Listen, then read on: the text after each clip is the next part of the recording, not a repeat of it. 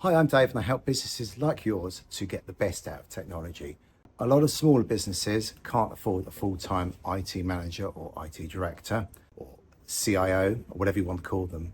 And I fill that gap by helping your IT team and your management team to make good IT decisions. I work with the board of directors, I work with your IT team, and I make sure that IT projects get done on time and on budget. But more importantly, I help you understand the general context of what you need to do with technology.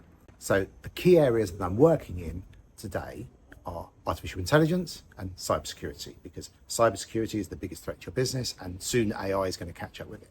And I know you're a construction company, probably, if you're watching this, and you're thinking, well, we don't really care about AI, it's not relevant for building walls or plasterers, but it absolutely is. It's going to fundamentally change the way we all work. And actually, what's going to be super interesting over the next few years is to see business process automation coming in with BIM and ERP. They're two technologies you should be familiar with.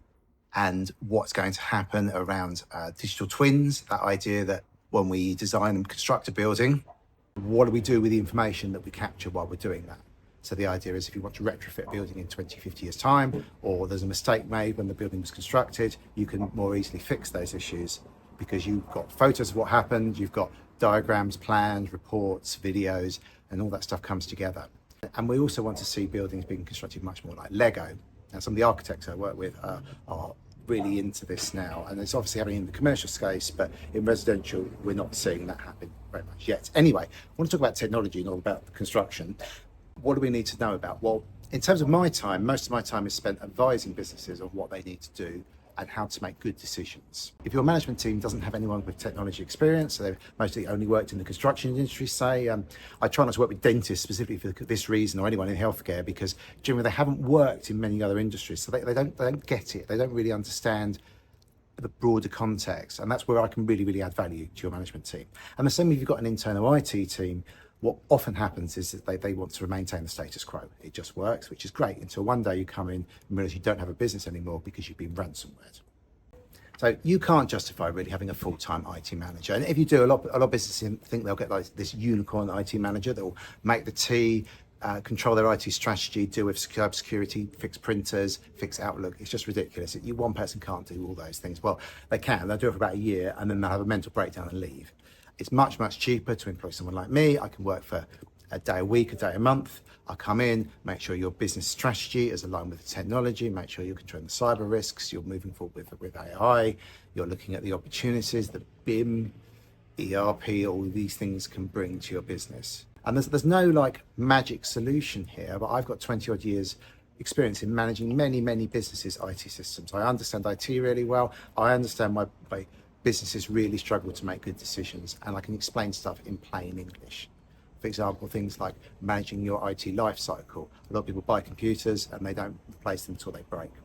When computers are at the end of their life, they give them to their staff to take home. And these are just causing massive issues in your business. I went to see a dentist, I said I don't like working with dentists, and their computers are so slow, literally to click a button takes 30 seconds. If one of your staff is sitting there and they're sitting there and the computer's little circles whirring away, what does that tell you them about how much you care about their work? And then there's other things that we need to consider. If you're putting in IoT devices, you could boiler control systems, lighting control systems, electric charging points, as some of my clients are doing. How are you managing the security of those? What's going to happen when those systems get hacked? If you put them in when you design and built the building, but they've never been maintained by anyone, where's the liability lie? You need to control these risks. Construction is one of the biggest areas for financial fraud because there's lots of money moving around in the business, lots of materials being bought, lots of bills being paid. It's very simple to create a fake, similar domain name to a company that you might be working with and for you to pay a scammer. I've seen people pay hundreds of thousands of pounds in the construction industry to fake invoices. And that's completely avoidable, it's completely unnecessary. There's processes you can put in place with your finance team to stop that happening. And email compromise, people think that's not important. But the problem is once your emails have been compromised, the people that compromised them have then got your data and they've got an access to list of all the people in your organization, probably with job titles. It makes it much easier for them using AI to create emails to get further into your network. And once you've been ransomware, it's very difficult to recover. The average ransomware recovery time is around 2 weeks. which is why you need a process for doing that now. And the cost is around £8,000 per staff member. Compare that to, if we did my full cybersecurity stack, we're talking around £40 a month per staff member. So it's at least 50 times cheaper, basically, to do the cyber right.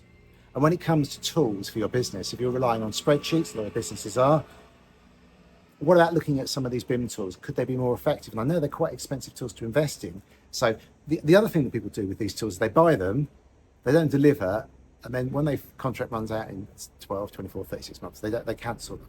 So you need to be really aware about how you're implementing technology change. And that's, again, where I can really help get that stuff over the line. So if that sounds helpful, more than happy to have a chat. I generally try and find something really simple we can do together, see how we work together, see if that's something we want to do. So just get in touch with me.